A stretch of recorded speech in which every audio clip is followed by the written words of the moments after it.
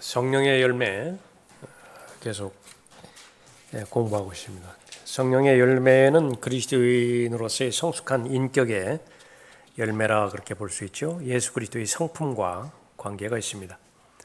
두려움과 떨림 가운데서 구원을 이루라라고 하는 것이 구원받은 그리스도인에게 당부하신 하나님의 명령이죠. 그것은 다른 말로 복음에 합당한 삶을 살라 그렇게 말씀하신 것입니다.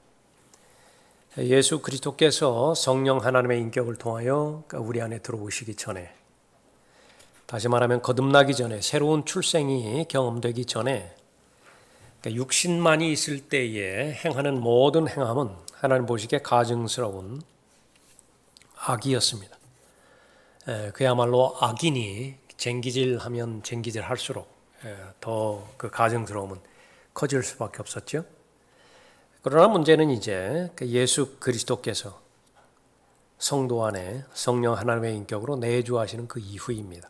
그리스도 안에 있는 새로운 피조물이 되어진 그 시점 이후에서 하나님의 말씀에 순종하는 마음의 자세가 확인이 되어지면 내주하시는 성령께서 일을 하십니다. 그리스도인 안에서 역사하시는 것이요. 주체가 되어지는 것은 바로 하나님이십니다. 하나님께서 일을 하시면 마음 안에 변화가 일어납니다. 속 사람이 성장을 하게 되는 것이고요. 또 그 속 사람이 기쁨으로 또 하나님의 그 마음으로 가득 차게 되어지는 거죠. 그건 반드시 표현이 되어지게 되어 있습니다. 밖으로 드러나게 되어 있죠. 그것이 삶의 변화입니다. 그 삶의 변화가 결과인데, 믿음에 의한 결과인데, 그 결과를 통해서 하나님께서 영광을 받으십니다. 열매를 맺지 못하는 삶을 통해서는 하나님께서 받으실 영광이 없습니다. 죄를 짓지 않는다. 그것은 계속해서 우리가 살펴보는 것이지만 나쁘지 않을 뿐이에요. 하나님께 영광이 돌아갈 일은 아무것도 없습니다. 도덕적이고 윤리적이고 또 그러한 하나님의 기준을 벗어나지 않는다. 그러니까 그것은 그야말로 나쁘지 않을 뿐이다라고 하는 것이죠. 그러니까 적극적으로 하나님 앞에 순종을 할 때에 그 열매를 맺게 되어집니다. 그래서 포도나무에 붙어 있는 가지, 그것은 열매를 반드시 내게 되어 있는데, 그때서야 바로서 이제 기쁨이라고 하는 또 하나님의 마음을 소유할 수가 있는 것이지요. 계속해서 살펴보는 것은 우리의 마음이 성령의 열매로 가득 차게 되었을 때에 밖으로 어떠한 결과들이 나타나게 되어지는 것인가. 제일 먼저 살펴본 것이 구령의 열매였습니다. 두 번째가 바로 거룩함에 이르는 열매죠. 로마서 6장 22절 말씀입니다. 그러나 이제는 너희가 죄로부터 자유롭게 되고 하나님의 종이 되어 거룩함에 이르는 열매를 얻었으니 그 끝은 영생이니라. 갈라디아서 5장에서도 계속해서 말씀하신 것은 육신이 동기가 되어서 육신을 위한 섬김이 계속되어지면, 다시 말하면 죄를 섬기는 것이죠. 거기에는 결과가 주어지는 것입니다. 죄도 열매를 내죠. 그러나 그 끝은 바로 사망입니다. 죽음입니다. 그러나 대조적으로 또 하나님의 종이 되어서 우리 그 육신의 지체를 의의 병기로 드립니다. 그래서 주님을 섬기면 열매를 얻어요. 약속의 말씀은 그 영생이라 말씀하고 있죠. 그 영혼과 관련된 부분입니다. 그래서 죄를 섬긴 결과는 사망이고요. 구원받은 이후에도 똑같이 적용되어지는 것이죠. 로마서 6장 그 본문 자체가 구원받은 그리스도인에게 주어지는 그 문맥이기 때문에 그런 것입니다. 이 사망이라고 하는 것을 두 가지로 우리가 반드시 기억하고 있어야 됩니다. 그러니까 그것은 열매를 맺을 수 있는 무한한 잠재력이 있어요. 하나님 보시기에 가능성이 있는 거예요. 근데 스스로 그 가능성을 죽이는 것입니다. 그 전에는 아주 이렇게 그 소년인 때나 그 10대 때에 아주 촉망받은 그런 그 사람들이 몇몇 이제 그 있죠. 뭐 IQ가 아주 막 150 이상으로 뛰어나다라든지 여러 가지 면에서 그렇게 잠재력을 가진 사람들. 그래서 사람들 앞에서 그 자신의 재능을 이렇게 보여서 참 대단한 사람이 되겠다. 근데 뭐 5년이고 10년이고 아니면 20년이고 소식이 없어요. 그러다가 그 사람이 어떻게 되었는가 이렇게 보여줬을 때 아주 형편없는 사람으로 그렇게 전락했을 때에 많이 아쉽죠. 그리스도인의 경우에도 똑같이 적용될 수가 있는 것입니다. 하나님의 은사가 주어졌고 또 모든 사람에게는 성령 하나님께서 내주하시기 때문에 성령의 열매를 무한히 맺을 수 있는 것인데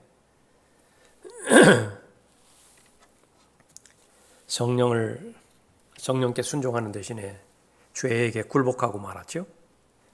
그래서 이 열매를 맺을 수 있는 자신의 능력을 죽인 것입니다. 성령의 열매를 맺을 수 있는 능력을 죽이면은 거기에서 성령의 열매만 맺지 못하는 것이 아니라 육신의 결과들을 초래한단 말이죠. 그러니까 그것은 하나님께서 그 사람을 사랑하기 때문에 더 이상 놔둘 수가 없는 것이. 그래서 고린도전서 11장 30절이라든지 요한일서 5장 16절에 따르면 죽는 거예요. 그러니까 육체의 생명을 단축시키는 것입니다.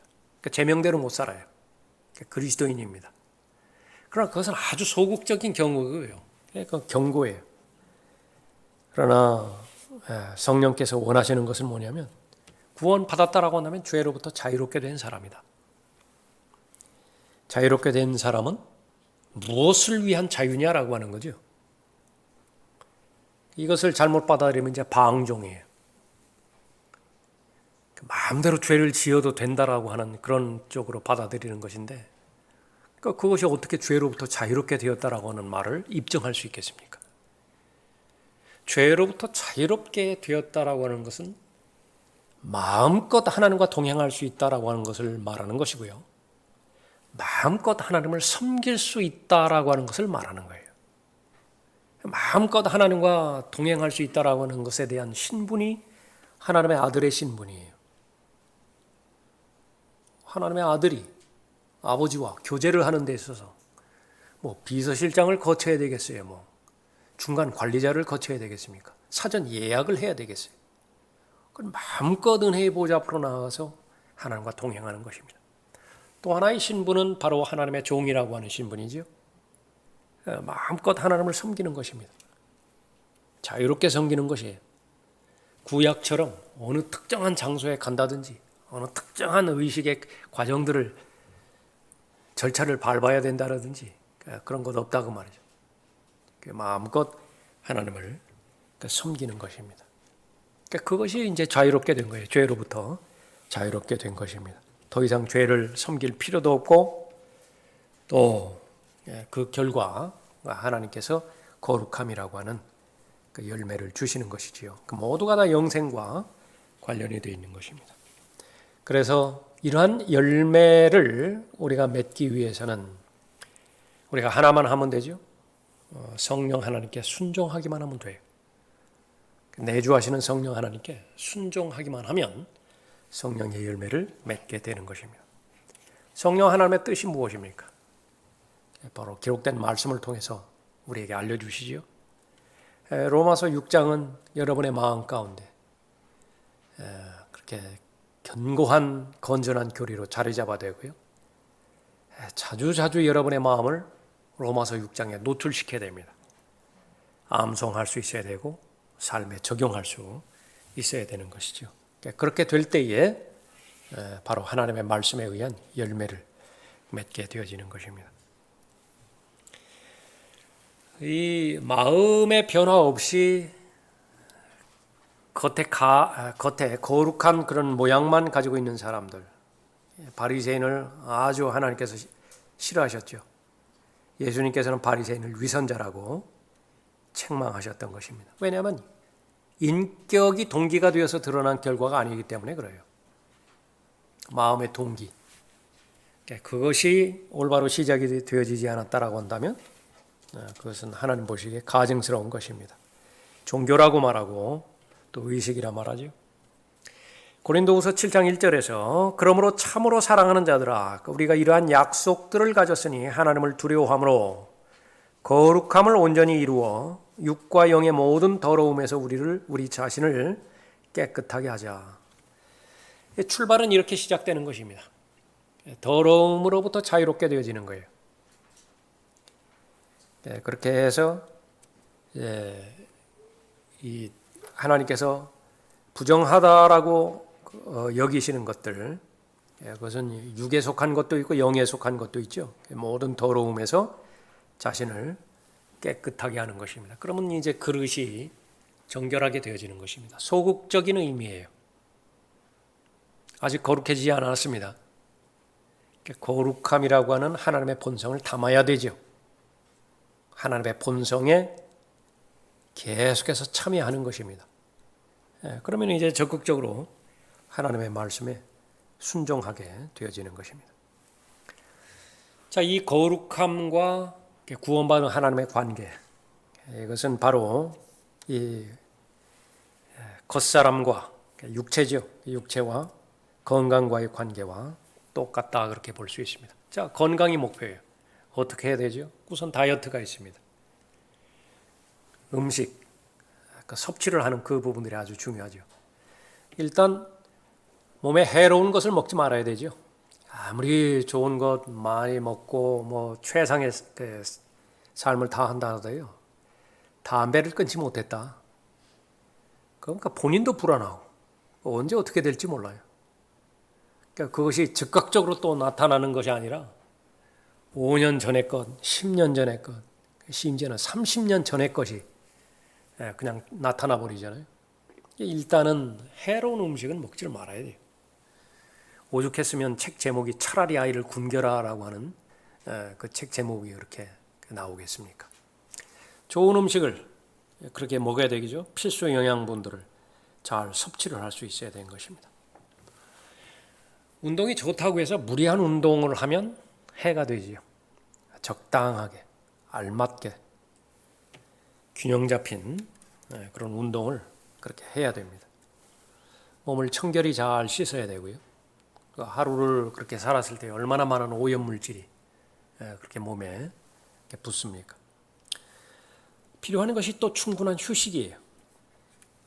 쇳덩어리로 만들어지지 않았기 때문에 사람의 몸이 충분한 휴식을 취해야 되는데 또 하나 망치는 것이 과도한 휴식이지요. 또 그 과도한 휴식 역시 마찬가지로 사람의 몸을 망치게 되는 것입니다. 그렇게 될 때에 이제 양호한 건강 상태를 잘 유지하는 것입니다. 이 영적인 그 열매, 거룩함에 이르는 열매를 맺는 데 있어서도 그 마찬가지예요.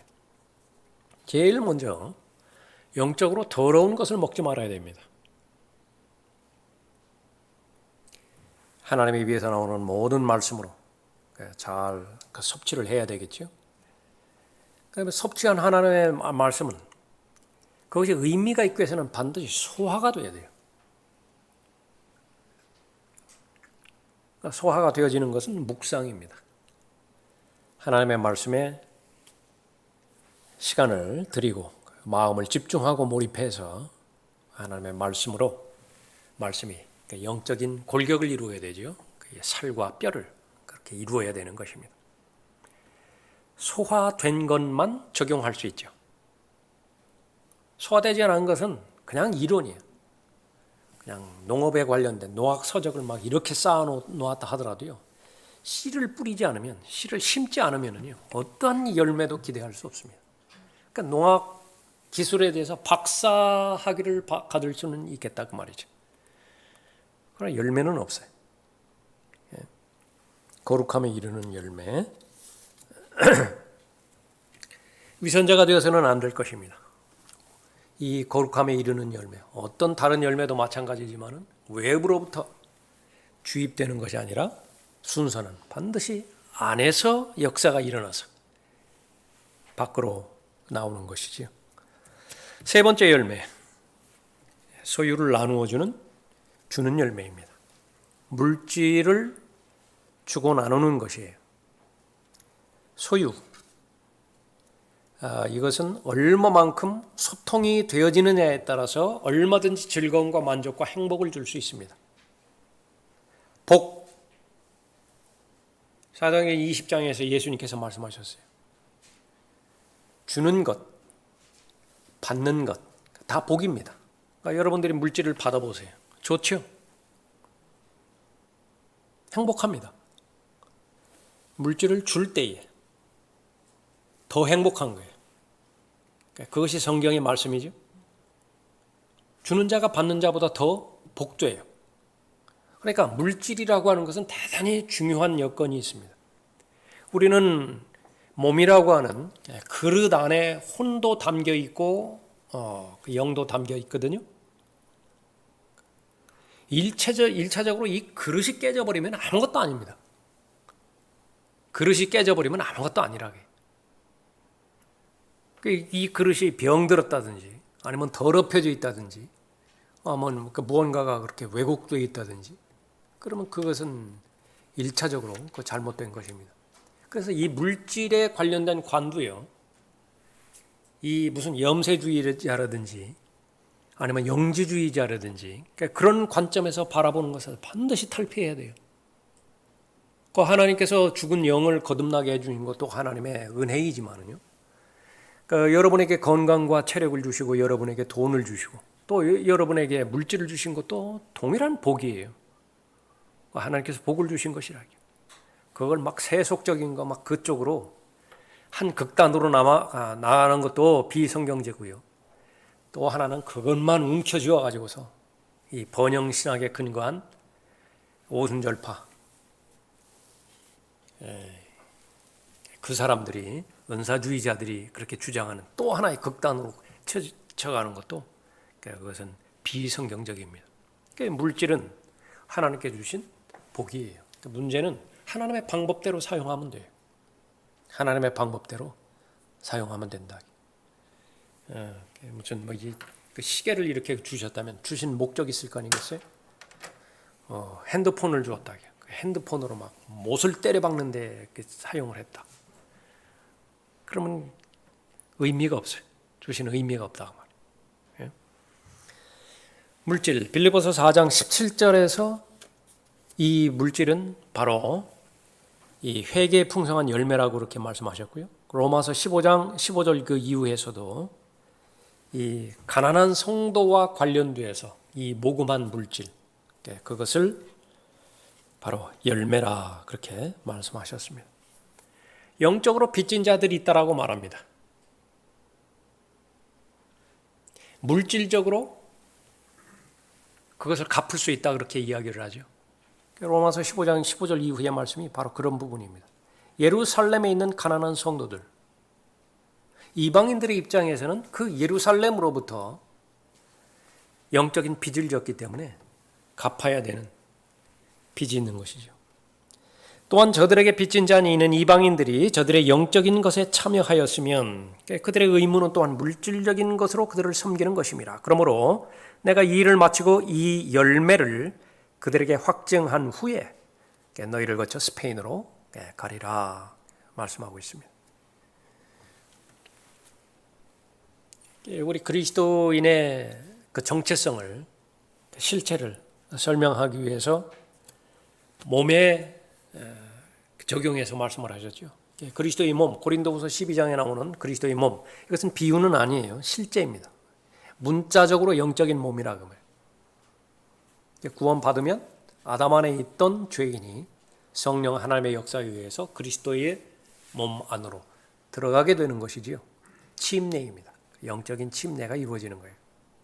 에베소서 4장에 의하면 그것은 이제 골격이 있습니다. 머리는 예수 그리스도시고요.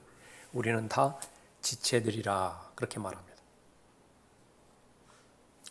자, 눈의 역할이 있고 귀의 역할이 있고 입의 역할이 있고 각각 지체의 역할이 있는데 핏줄을 통해서 영양분과 산소를 공급하지 않으면은 그 죽은 조직이죠. 반드시 소통을 시켜야 됩니다. 연관되어 있는 지체에게 그것을 또 옮겨갈 수 있어야 되죠. 그러니까 받아서 내가 필요한 거 취하고 또 다른 것에서 넘겨야 됩니다. 그 순환이에요. 순환이 되지 않으면 괴사해 버립니다.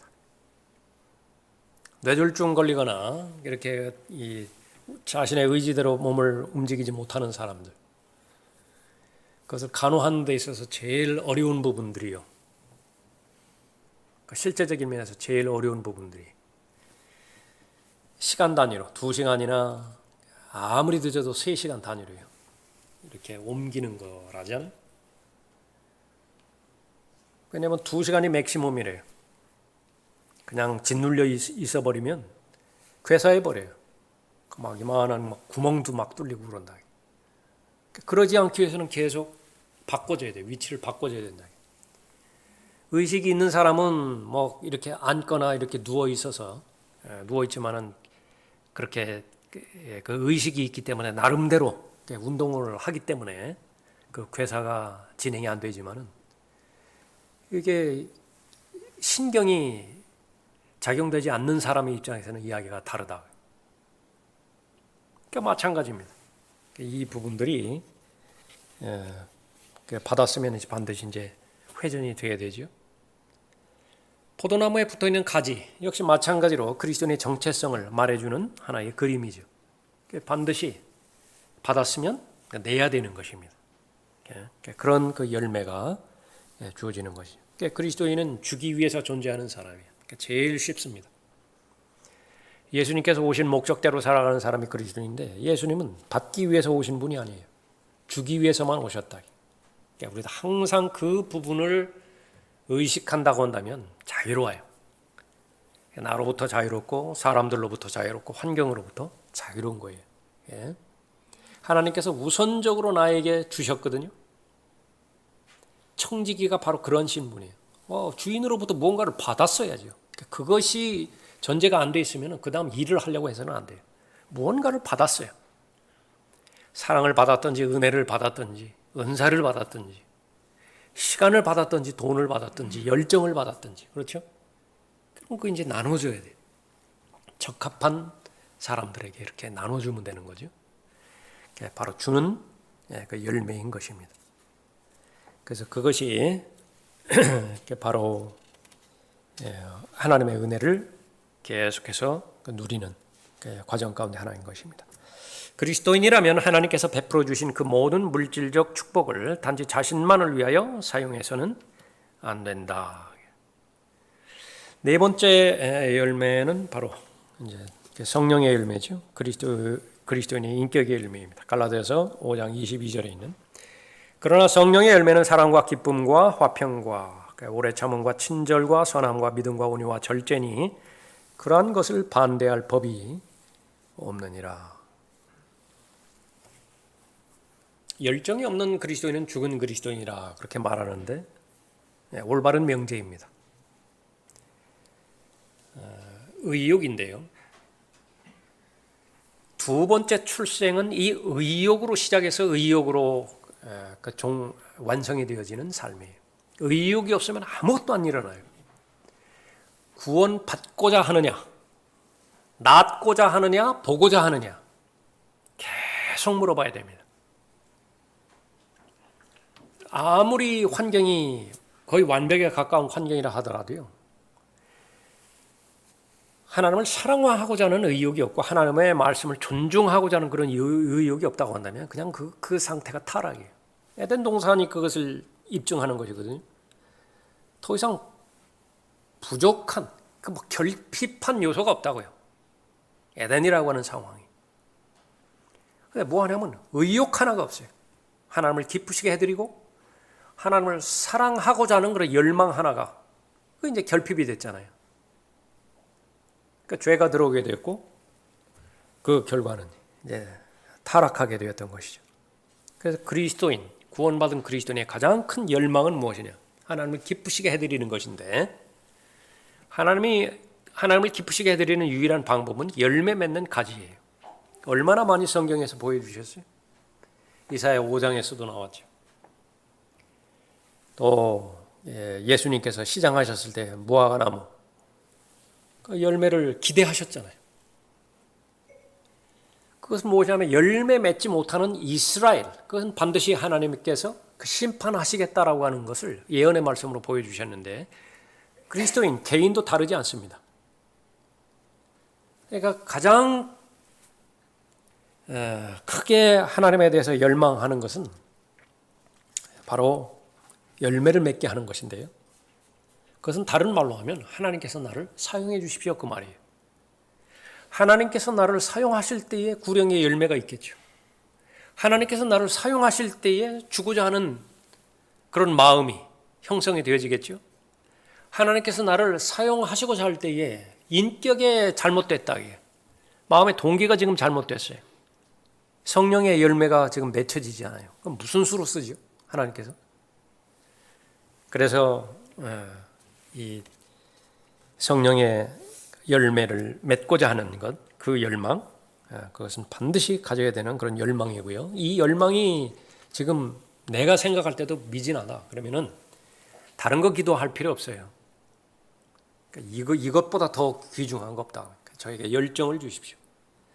열정을 갖지 못하게 만드는 방해 요소가 무엇입니까? 반드시 있다고요. 그 요인이. 그러니까 진지하게 기도하는 사람에게는 그것이 드러난 죄가 아니라 하더라도요. 그 마음에 아주 다양한 상태가 있거든요. 또 보는 방향들이 있어요. 그러니까 그 부분들이 편차가 심하게 났을 때에는 열매를 맺지 못하는 것은 너무나 당연한 것이에요. 그러니까 그것을 보여주실 것이고요. 또 그것을 바로 잡을 수 있게 되어지는 거죠. 그런데 이제 거기에 실패해버리면요. 아주 마음이 집중해서 은혜의 보좌 앞으로 나아가서 그야말로 골방이죠. 내 골방에서 그것을 해결함으로 인해서 성령의 열매를 그렇게 맺어야 되는데 이것이 보통 집중을 요하는 것이 아니에요.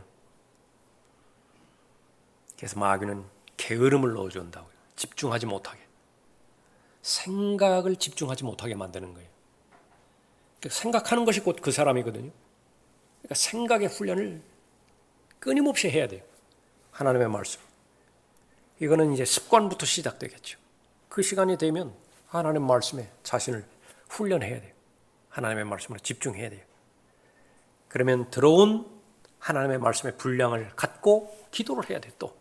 그 기도의 훈련이에요. 그것이. 말씀과 기도는 절대로 분리가 되어지지 못하는 부분이라. 근데 여기에 이제 그 게을리 해버리면 어떻게 되는 것이? 사람은 대용품을 만들기 시작해요. 모조품을 만들어내기 시작한다고요. 근데 희한하게 이 부분은요, 아주 이 겉에 입는 옷은요, 분별이 잘 안 된다고요. 육신을 통해서도 이 사랑이라고 하는 모습을 만들어낼 수 있고요. 그 육신을 통해서도 인내와 절제라고 하는 모습을 만들어낼 수가 있다고요. 문제는 얼마 못 간다는 거예요. 시간이 얼마 가지를 못 가는 건데. 그런데 그렇게 실패를 했으면 다시 원점으로 돌아와서 성령의 열매가 아니면 불가능하다라고 결정을 내야 되는데 계속 반복을 해요. 계속 반복을 한다. 육체에서 드러나는 사랑 비슷한 것을 한번 실험을 해봤을 때 엄청나게 쓴맛을 봤거든요. 다음번에 그거 안 해야 된다. 근데 육신은 가만 놔두지 않아요. 계속 충동들을 한다고. 그래서 그 부분들을 우리가 구분을 할 수 있어야 되고요. 그 다음에 이것은 바로 하나님의 내주하시는 성령 하나님께서 역사하실 때만 일어나는 그 일이라 그렇게 볼 수 있는 것이에요. 이 마지막 날들이 되어지면 이제 돈 사랑이 제일 위에 올라갑니다. 돈을 사랑하는 것이요. 하나님 사랑하는 것보다 그러니까 하나님 사랑하는 것을 제껴버려요. 그러니까 돈으로 얼마든지 모든 것이 가능하다고 그러는데 그러나 사람들이 인정했던 것은요. 아무리 돈이 많아도 사랑은 살 수 없다라고 그렇게 평가하는 시절이 있었거든요. 근데 지금은 그것도 아니에요. 돈만 있으면 사랑도 사는 거예요. 왜냐하면 사랑이라고 하는 개념 자체가 과거의 사랑을 사랑으로 지금 주장하는 사람은 미련한 사람이라. 그 사람은 아주 적응하지 못하는 사람이 되어버렸기 때문에 그래요. 그러나 현실은 무엇입니까? 돈으로 침대는 살 수 있지만 깊은 잠까지 살 수는 없어요. 돈으로 좋은 집을 살 수는 있지만 행복한 가정, 그것도 돈으로 살 수는 없는 것이죠.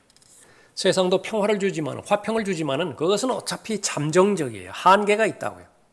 그러나 예수 그리스도께서 주시는 화평, 그것은 바로 영혼과 관련되어 있죠. 흔들리지 않는 화평인 것입니다. 그래서 그리스도 안에 있는 생명, 그것이 바로 성령의 열매를 맺게 만드는 것입니다. 그 다음 열매는 이제 선한 일을 행하는 선한 일들의 열매예요. 골로새서 1장 10절 말씀이죠. 주께 합당히 행함으로 모든 일에 기쁘시게 하고 선한 일마다 열매를 맺고 하나님을 아는 지식이 자라나며, 그렇게 말씀하고 있습니다. 골로새서 1장 10절 말씀이죠.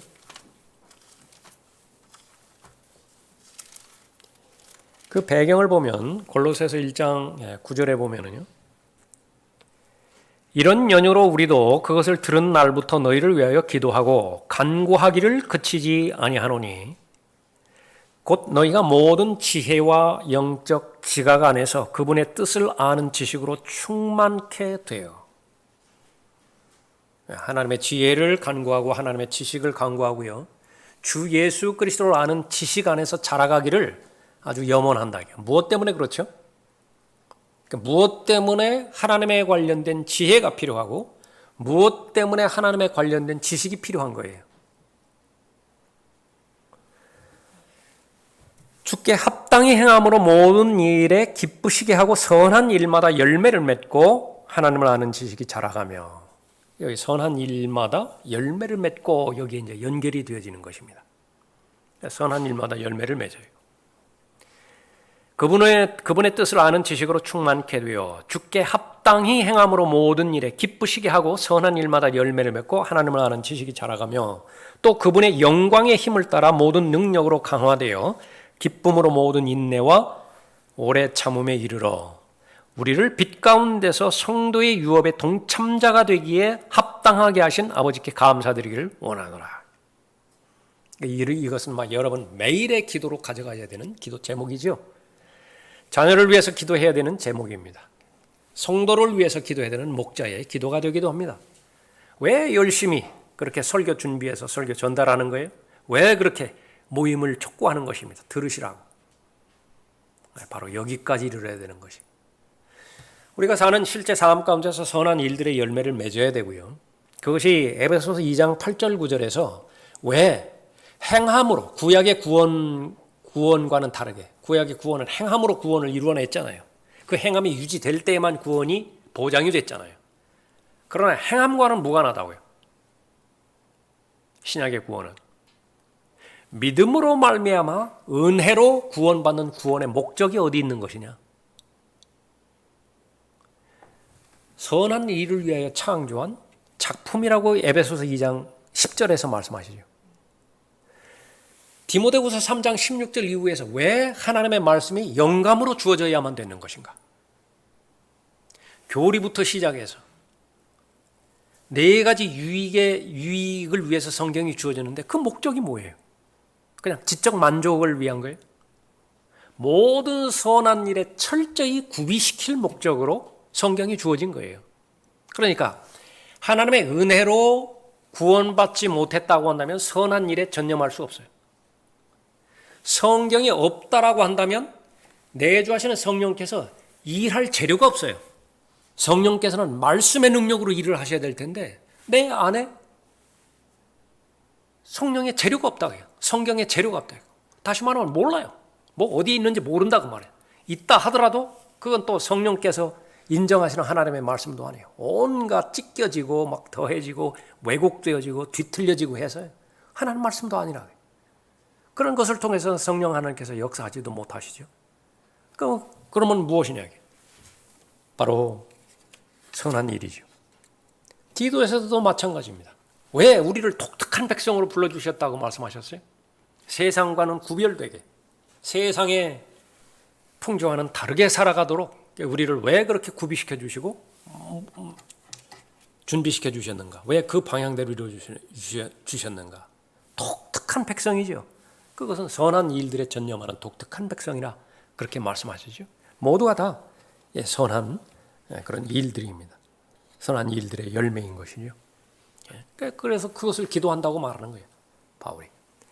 이런 연유로 우리도 그것을 들은 날부터 너희를 위하여 기도하고 간구하기를 그치지 아니하노니 곧 너희가 모든 지혜와 영적 지각 안에서 그분의 뜻을 아는 지식으로 충만케 되어 하나님의 말씀을 그렇게 부지런히 듣고 공부하고 묵상하고 그렇게 돼서 주께 합당히 행함으로 복음에 합당한 삶을 살라라고 말씀하신 것이지요. 합당한 삶이에요. 유업을 받기에 합당한 삶을 살라고 말하는 것이지요. 상속자가 되기에 합당한 삶을 살라. 그러니까 다가오는 세상을 잘 준비해야 되는데 그것이 어디에서 확정하고 보장되는 것이냐? 선한 일을 맺느냐 그 말이에요. 하나님께서 인정하시는 선한 열매가 지금 내가 내 삶 가운데서 검증이 되어지고 있는 것이냐? 그것이 바로 진짜 나인 것입니다. 성령께서 해결해 주셔야 될 이 일들이 바로 이제 죽은 행실을 해결해 주셔야 되죠. 히브리서 9장 14절 교재에 나와 있죠. 하물며 영원하신 성령을 통하여 흠없는 자신을 하나님께 드린 그리스도의 피가 어찌 죽은 행실에서 너희 양심을 정결케 하여 살아계신 하나님을 섬기게 하지 못하겠느냐. 살아계신 하나님을 섬길 때에 나오는 결과가 선한 일의 열매인 것인데 양심의 문제가 제대로 되어 있으면 섬길 수가 없어요. 올바로 되지 않은 양심을 죽은 양심이라고 그랬거든요. 이것을 끊임없이 예수 그리스도의 피에 담가야 됩니다. 예수 그리스도의 피에 온전하게 담가야 돼요. 그래서 정결하게 씻어내야 되는 것입니다. 그렇게 되면 이제 살아계시는 하나님을 잘 섬길 수 있게 되어지죠. 에베소서 2장 10절 말씀이죠. 우리는 그분의 작품이니 그리스도 예수 안에서 선한 일들을 위하여 창조되었느니라. 고린도서 5장 17절의 말씀이 그 말씀이에요. 그리스도 안에 있는 새로운 피조물이라. 그 전에는 무수히 많은 목적들이 있었죠. 목표들이 있었죠. 그런데 그것은 하나님과 무관한 것이었습니다. 하나님을 기쁘시게 해드리지 못했어요. 그 목적과 성취되었다 하더라도 그 결과들이 세상에서 출세했다라고 하는 말을 들었다 하더라도 하나님을 기쁘시게 해드리지 못해요. 그러나 그리스도 안에 있는 새로운 피조물은요. 모든 것이 재정립이 되어 있죠. 재편성이 됐어요. 다 뭉개버리고요. 다시 생명의 새로운 길이라고 하는 길을 제시해 주셨고 그 길을 믿음의 창시자의 완성자이신 예수 그리스도께서 먼저 걸어가신 거예요. 초대교회 때 그 길을 걸어갔던 사도들이 있었어요. 선지자들이 있었어요. 그 암울했던 암흑시대에 또 그 동일한 길이라고요. 그 길을 걸어갔던 진리의 길, 의의 길, 옛 길이죠. 그 길은 변하지 않아요. 계속해서 걸어갔던 것입니다. 지금 우리 세대까지 오게 되었었죠. 그것을 목적으로 해서 하나님께서 구원해 주셨고 제시해 주신 것입니다.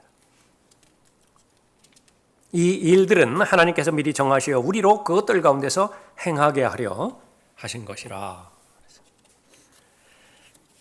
그 다음에 열매는 이제 경배의 열매입니다. 경배. 찬양과 감사죠. 히브리서 13장 15절에서. 그러므로 우리가 그분을 통해서 찬양의 제물을 하나님께 계속해서 드리자.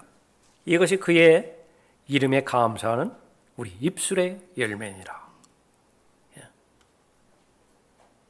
받은 것이 없으면 찬양 드려서 안 돼요.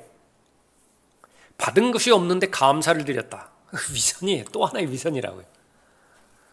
별로 고맙지도 않은데 마음속에 별로 고마운 마음이 없어요. 감사합니다. 상대방도 알아요. 그러니까 피곤하죠. 서로가 피곤하게 부담스럽다고요. 그냥 서로가 의무만 지어진 거예요. 그냥 하나님 앞에 드려지는 것은 마음으로 드리는 감사이기 때문에요. 마음으로부터 인정이 되어지지 않는다고 한다면 감사드릴 수 없어요. 그러니까 성령께서 이 부분도 도우셔야 되는 것입니다. 그런데 문제는 뭐냐면요. 정말로 안 받았느냐 그게요. 나는 받은 적이 없다고 생각하는데 객관적으로 요즘 잘 사용하는 말로 팩트로 살펴보면 정말로 안 받았느냐. 예. 당자의 비유에서 이 마자들은요. 자기는 그 별로 받은 것이 없는 걸로 생각했다고요. 근데 문제는 뭐죠? 정말로 안 받았어요. 정말로 그 아버지가 자기 동생에게 그렇게 편애했던 거예요. 동생을 편애했던 것이. 자, 그 부분을 하나님의 베풀어 주시는 은혜 가운데서 성령 하나님께서 조명해 주시는 대로 감사를 드리는 거죠. 그러면 찬양 드리지 않을 수가 없다고요. 감사를 표명하지 않을 수가 없어요. 그것도 한두 번 감사에 그치는 것이 아니라요. 평생도록 감사해야 될 엄청난 말도 되지 않는 사건이 내 생애 가운데서 일어났다고요. 얼마나 큰 사건이냐. 이 생이 지나고 나서 다가온 세상에 와서도 그 감사는 이어질 만큼 엄청난 사건이라고요. 경배입니다. 예배지요. 그러므로 우리가 그분을 통해서 찬양의 제물을 하나님께 계속해서 드리자. 이것이 그의 이름에 감사하는 우리 입술의 열매니라. 제물 없이 드려지는 경배는 없죠. 반드시 제물을 가져옵니다. 구약시대 때는 제사 드리기 위해서 빈손으로 오면 안 돼요. 신약의 참된 경배자들, 하나님께서 찾으시는 참된 경배자들, 반드시 제물을 가지고 와야 됩니다. 찬양의 제물과 감사의 입술의 제물이에요. 그러니까 매번마다 우리가 하나님 앞에 참된 경배자로 발견될 때에 확인하는 그 이유가 바로 거기에 있습니다. 정말로 감사드리는 마음이 있고 또 하나님을 경배해 드릴 수 있는 마음의 준비를 가지고서 경배에 참여하는 것이냐, 참된 경배자예요. 그러나 그런 마음이 없다. 잠깐 멈춰야 돼요. 진지하게 기도해야 됩니다. 나는 무엇 때문에 이 자리에 앉아 있는 것인가? 자칫 잘못하면은요, 예수님께서 그렇게 싫어하셨던 위선자로 발견될 수가 있어요. 그렇게 시간을 들여서 왔는데, 심지어 물질까지 가지고 왔는데, 난 너 모른다 그래 버리면 그거보다 비참한 일 어디 있어요? 그러나 내주하시는 성령께서 또 하나님의 말씀에 순종하는 하나님의 자녀들에게 열매를 주신다. 그것이 뭐냐면 찬양과 감사로 드리는 경배의 열매인 것입니다.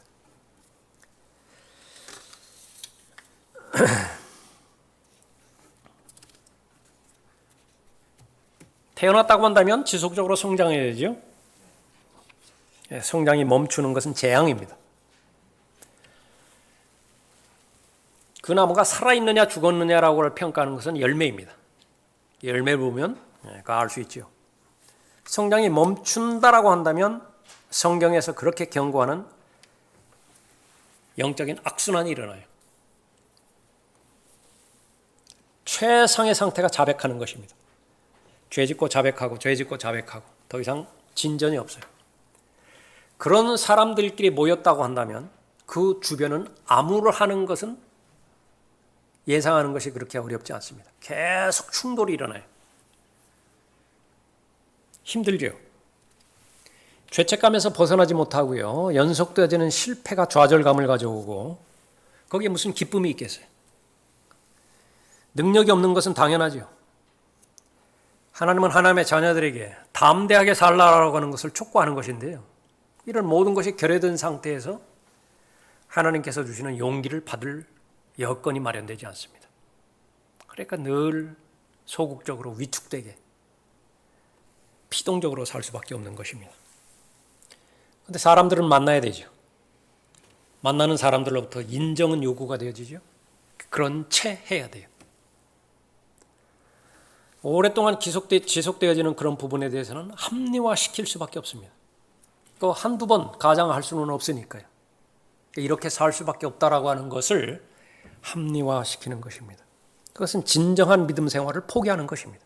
나는 성령 하나님의 인도함을 받기를 포기하고 그나마 지금까지 경험으로 또 지식으로 형성된 내 육신의 형태를 동원해서 종교 생활을 하겠다. 그것으로 만족하겠다. 그렇게 제한시켜보는 거죠. 그게 무엇입니까? 구원은 받았을지 모르지만 그걸로 끝나는 거예요. 구원받은 인생으로 인생을 마치게 되어지는 것입니다. 그러나 하나님께서는 절대로 그러한 삶이나 살라고 그 십자가에서 고난당한 것이 아니죠. 생명을 얻고 풍성한 삶을 살게 하기 위해서 오신 것입니다.